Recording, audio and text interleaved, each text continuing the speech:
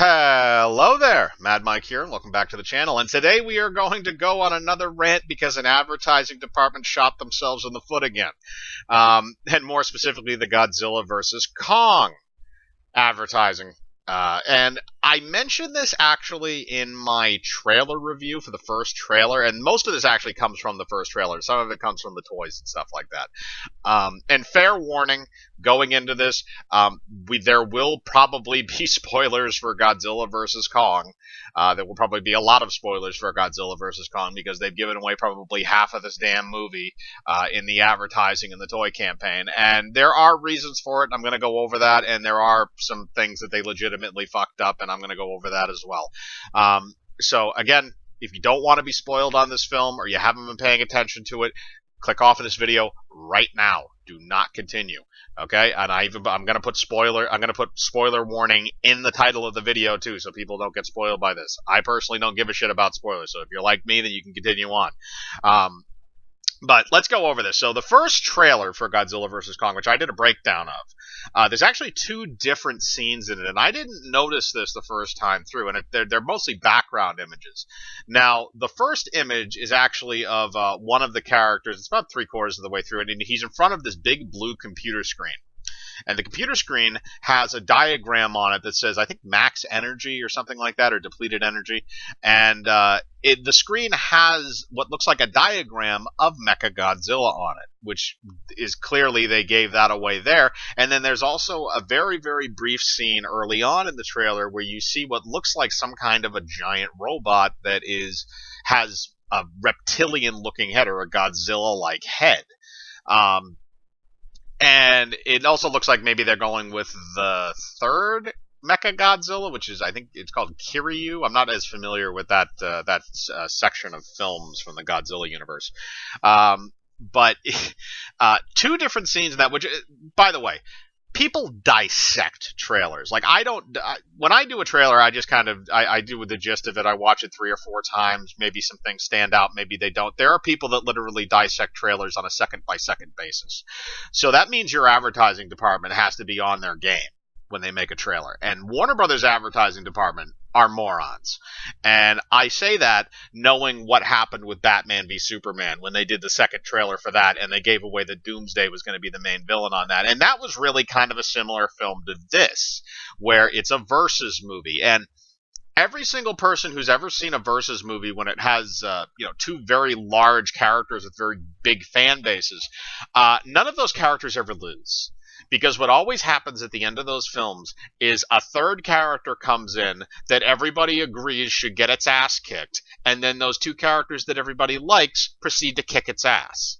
And that's what happened at the end of Batman v Superman when Doomsday comes in, and that's what's going to happen at the end of Godzilla vs. Kong when Mechagodzilla comes in. And they're probably, and like I said before, they're probably going to do the same thing that they did when they did Mechagodzilla in the original Toho films, the ones in the 70s, where he's going to have some kind of like a Godzilla like outer shell, or maybe it's like a hologram or something like that, something advanced, but it's going to have kind of an outer part of it that looks like Godzilla, because they're going to make him masquerade as Godzilla, and then he's going to fight Kong eventually, and then the real Godzilla is going to come in, and the real Godzilla is going to kick his ass along with Kong. So it's predictable, but the thing is, it's a spectacle movie. I'm there for the spectacle. I'm not necessarily there for the story, and I think a lot of people like to nitpick the stories of it. It's like, look, if you look back at any of the Godzilla films, most of it just boils down to Godzilla's going to destroy Tokyo, and he's going to battle another monster. That's usually what it boils down to. A lot of the human characters in those movies are throwaway. Not all of them, but a lot of them. Then we go to the toy campaign. Now, the toy campaign I don't give as much shit for, because this is the thing when it comes to whenever you have toys that are related to a movie. Those toy companies, a lot of the times, get the descriptions of the stuff that they're going to be making toys for almost a year in advance before that film comes out. So there's a lot of processes that happen before that film comes out that change, that might not be reflected in the toys. We see a lot of the times that there are toys that come out and like, oh, that wasn't in the film, or that was different, or this and that. And a lot of the times that has something to do with the fact that these companies get the orders for these toys well before the movie is actually completed filming. So a lot of the times there are changes that are made to the film well before its release. So I don't give them crap for that. And on top of that, Godzilla vs Kong was delayed, at least as far as I know. I believe it was delayed almost a year from its original release date. So these toys, again, have been sitting on shelves for almost a year. So the fact that they have been leaked is not necessarily surprising. Or I shouldn't say sitting on shelves, but sitting in warehouses for a year. Now, the other thing that got given away by well, there's a couple of things that got given away by the toys. One of the things that got given away by the toys was Kong's axe. Now, Kong's axe in the movie, a lot of people were confused because there's a couple of scenes where you see him holding it and he smashes Godzilla in the face and shit a couple of times.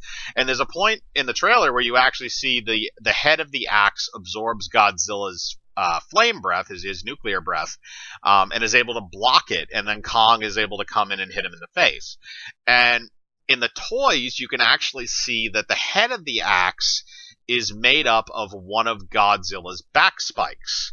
So that actually makes sense because his back spikes are the things that they light up whenever he uses the nuclear breath.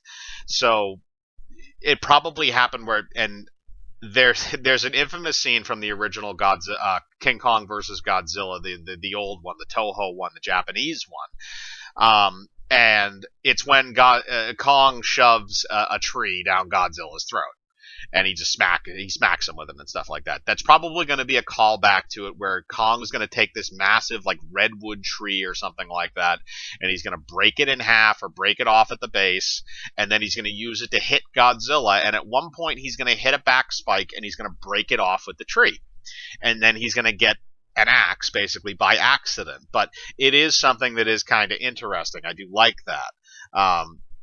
However, again, that's given away through the toys. You also have a little bit of the other Godzilla stuff that's given away through the toys. But like I said, I don't necessarily blame the toy department on that. It's like one of those things, they've been holding on to this crap for so long. It's like, okay, I understand that it's going to leak at some point, even though this is kind of close to when the release date's going to be, because it's supposed to be coming out in late March.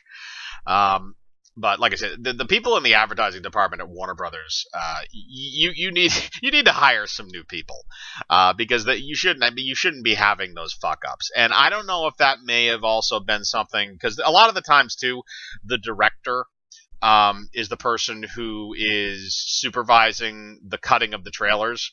So he probably knew that those scenes were in there where they had scenes where it was going to allude to Mechagodzilla. And I think you should have been a lot more creative with those scenes. I think if you're going to show a glimpse of it or you're going to hint at it, it should be so vague that even if you think it's like it could be like 10 other things. It's one of those things like, oh, hey, the city's being destroyed and there's something plowing through a mountain, but it doesn't look like Godzilla or Kong. Could be a third creature. Maybe it's not Mechagodzilla. Now, the other thing that we had in relation to this, too, that led a lot of people to it, was there was a script leak for this, I think 2 years ago, when it was still in the scripting phase. And in the scripting, in the leak, they actually confirmed that Mechagodzilla was going to be in the movie. Now, a lot of the people that saw that obviously said, I told you so. This is exactly what was going to happen. And those people are right. They are right. I can't deny that they're right. But at the same time, I don't take script leaks as gospel. Unless it's coming from certain sources. And even then, I don't really take it as gospel. I don't think it is 100% true because I haven't seen the film.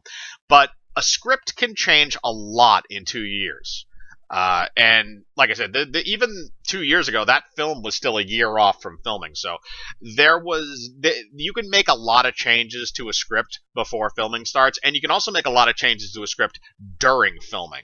So, there's been whole things where like there's been scripts that have been leaked and like, oh, that's like the first draft of the script and the final draft looked nothing like it.